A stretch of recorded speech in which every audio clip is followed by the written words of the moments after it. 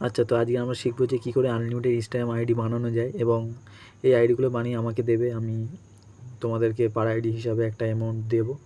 তো কী করে বানাতে হয় সেটা দেখো।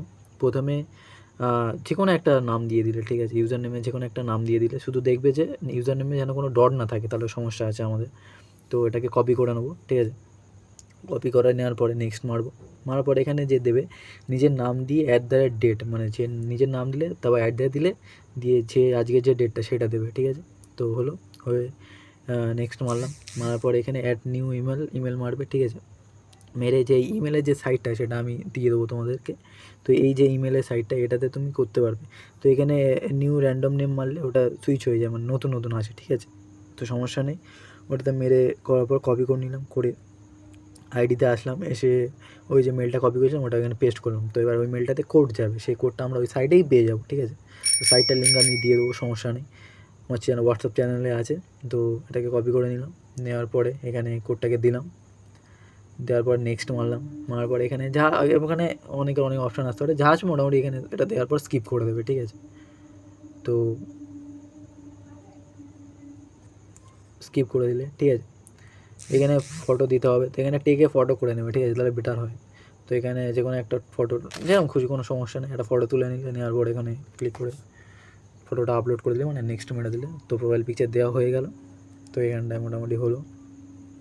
তারপর এখানে আবার নেক্সট মেরে দেবো, সব কোনো সমস্যা নেই। তারপর আমরা যেটা করবো, এই 3 ডটে মারবো, মারার পরে সেটিংয়ে মারবো, মারার পর অ্যাকাউন্ট সেন্টার, তারপরে আমাদের পাসওয়ার্ড অ্যান্ড সিকিউরিটি, তারপর 2 ফ্যাক্টর অথেন্টিকেশান, তারপর এটাতে ক্লিক করবো, করার পরে অথেন্টিকেশান অ্যাপে মারবো, নেক্সট মারবো। মারার পরে এই যে কপি কি আছে এটাকে কপি করে নেবো, নেক্সট মারবো।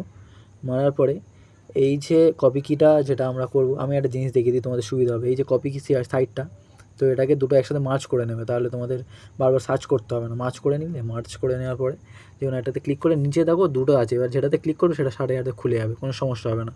তো এই যে কপির ক্লিকটা করলাম, সেই কপি কিটা এখানে পেস্ট করে সাবমিট করে যে লাস্টে যে কোডটা আছে সেই কোডটাকে কপি করবো। করার পরে ইনস্টাতেই আসবো, ইনস্টাতে এসে ওই যে এখানে এন্টার কোড বলছে ওই কোডটা এখানে মেরে দেবো, ব্যাস তোমাদের একটা আইডি কমপ্লিট পুরো হয়ে গেল।